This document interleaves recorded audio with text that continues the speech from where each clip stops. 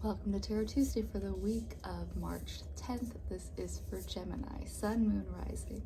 Take what resonates. If this reading doesn't speak to you, go check out your other two signs videos for deeper messages. All right, Gemini, so we are at a point when Jupiter is finally direct after 4 months, and it's direct in Cancer, Daddy Zeus energy. It's about abundance, luck, things like that. So if things have been feeling heavy and chaotic, Daddy Zeus should start to make things feel a little bit calmer, is the hope. Anyways, we are still in a Mercury retrograde, so that's going to affect us, but things are starting to lighten up. If you haven't gone out, I mean, right now it's actually really windy.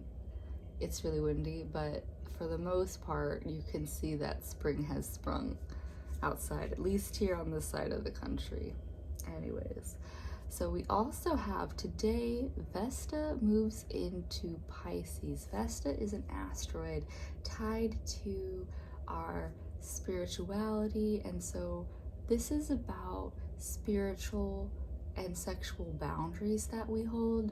So it's kind of doubling down on Mercury retrograde for us to go even deeper on holding boundaries on top of all the other things that are kerfuffling right now. Yeah. We also have another asteroid slash dwarf planet, Ceres, going into Taurus on the 15th. And so that planet is really, or that asteroid is really about how do we nurture ourselves, and it being in Taurus is really inviting us back into our bodies after this winter time. Yeah. All right, and so to harness all of this planetary, all of this celestial energy, we're going to use the Starseed Oracle deck. And let's see what we got for Gemini. Whales and Orca Elders. Share your song frequency of sound, dive deep. So for you, Gemini, and you as Gemini is somewhat the sign of revolved around Mercury. Mercury is your ruling planet. So this is saying that really using your voice right now in whatever way that you can, Gemini, is what is going to be most healing for you. And if you are not feeling that, what I just said, then connecting to sounds. And so one thing is also monitoring the words that you intake. And so so for me and for many others of my generation, we listen to a lot of aggressive music, which when we listen back to it psychologically, we are actually feeling comforted by something familiar from that era. But is there a way to start to choose to listen to things that have higher vibrations to them, which are more positive minded music, which you don't actually get a lot of in the pop world? Because even in songs that don't seem negative, they use words like down. Are you down? Technically, like, that's a lower vibration. You want uplifting, more positive. No, we don't do toxic positivity here, but there is a science too, that if you want to be at a higher vibration place, then you have to not intake things from that lower level shit. Yeah. So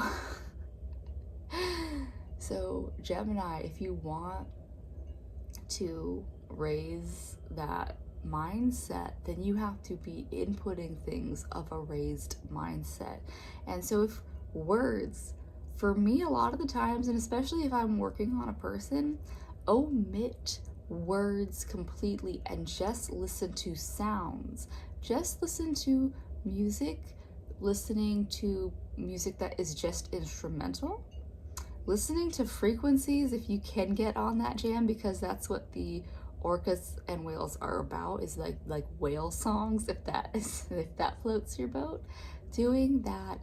And yes, if none of this is resonating, Gemini, for one, you don't have to take any of it, but two, writing things down, write out your thoughts, because that's always a fun thing. Is like you can be stuck in a place, and after you've written it down, gotten out of your head, just over time those thoughts start to fade because you get bored of writing it out. So Gemini, whatever way you can move your words, your sounds, because yeah, if you do like to sound resonate things, like, because even just chanting, even just sounding is good to vibrate out whatever is in your body. Yeah, so that is your first card, Gemini. Your second card, perspective. None of this matters. Zoom out, common grounds. All right, so what I told your ass about choosing to listen to, be surrounded by higher vibration things, go take a walk somewhere new. If you can get out of town, like, that's the best thing, is go completely, just like get the most neutral space possible, tune out looking at the ocean, because that's about as minimal possible space around here that you can just, you know, there's nothing affecting my vision, there's nobody influencing other than me and the water and the sky. But whatever you can do to get a new perspective in yoga, that would be doing inversions. So headstands or handstands, if that are available to you, but even down dog is considered an inversion if that is also available to you. If it's not, puppy pose is an alternative, or even child's pose with your hands extended out is another alternative of an inversion. And inversions are, yeah, 180-degree perspective shift if you think about it, because you are seeing the world upside down.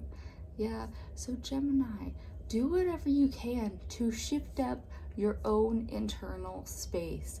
Do not let outside influences, and even me, you don't have to listen to me, but don't let outside influences take over your reality.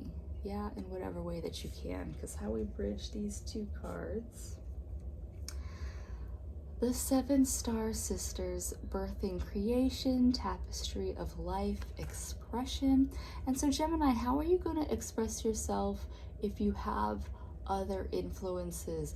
And so muses are technically what inspired the arts and things, but when I gave this card to Aries, and I'm going to give it to you this way, you are your own muse. Be your own spark right now, so that you can pull your voice, pull your perspective, yours, purely yours, together in whatever way to birth that into the world. Yeah, that's what the star seeds have for you, but we're going to ground it back with the Earth Power Oracle deck. And just, yeah, giving you a place to anchor to, because I was just telling Taurus that, you know, if you can't like go visit these power spots, for one, your body is a temple. You are a power spot. Your backyard could be a power spot. Or you can do what I used to do, is I used to rent out the same book every week just so I could look at pictures of the sequoia, and that was really grounding for my little Pisces moon ass to dissociate in during the school week. Yeah, all right, so let's see. Gemini, you got the Amazon. I am interconnected with the world in an intimate way. I am vital. I can find a way to co-create rather than confront.